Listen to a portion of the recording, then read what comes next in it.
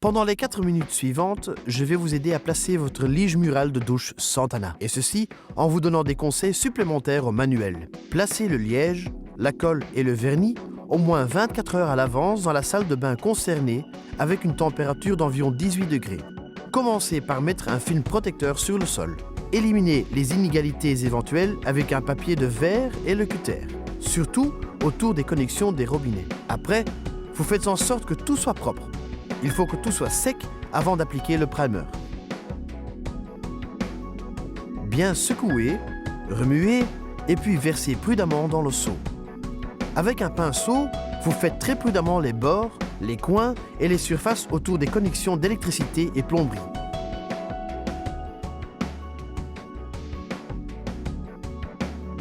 Avec le rouleau en mousse, vous appliquez une fine couche au restant du mur. Vous laissez sécher pendant environ une demi-heure.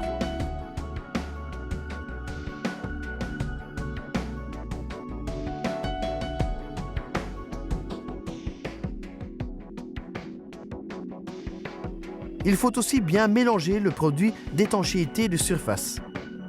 Ici aussi, il faut d'abord s'occuper des bords et connexions avant d'employer le rouleau. Le séchage prendra environ 1 heure et puis viendra la deuxième couche. Le support doit être complètement recouvert. Lorsque la deuxième couche est sèche, après plus de 48 heures, vous pouvez déjà prendre vos mesures pour la pose de la première rangée de dalles. Désormais, vous pouvez aussi nettoyer et poncer le mur pour éviter qu'il y ait encore des impuretés du produit. N'oubliez pas de dépoussiérer pour que tout soit net.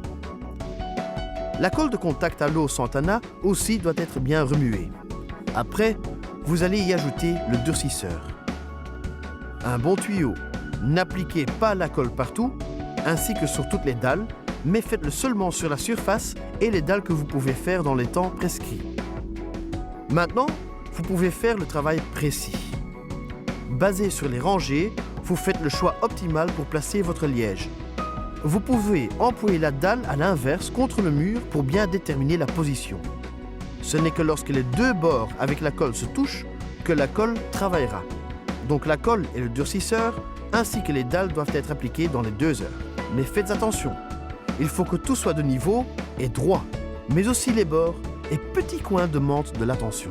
Il faut bien employer le cutter en oblique en coupant les dalles. À environ 1 cm du bord, vous allez appliquer le joint d'étanchéité collant, bien pressé pour que tout soit bien lisse et plat en dessous. Les substances restantes peuvent être enlevées avec un dégraisseur. Les parties difficiles peuvent éventuellement être faites et dessinées à l'aide des feuilles intercalaires que vous trouverez dans l'emballage. Vous allez désormais appliquer dalle par dalle en étant prudent et en martelant les dalles avec le maillet en bois. En ce qui concerne les connexions de plomberie, vous employez le kit de collage et isolation.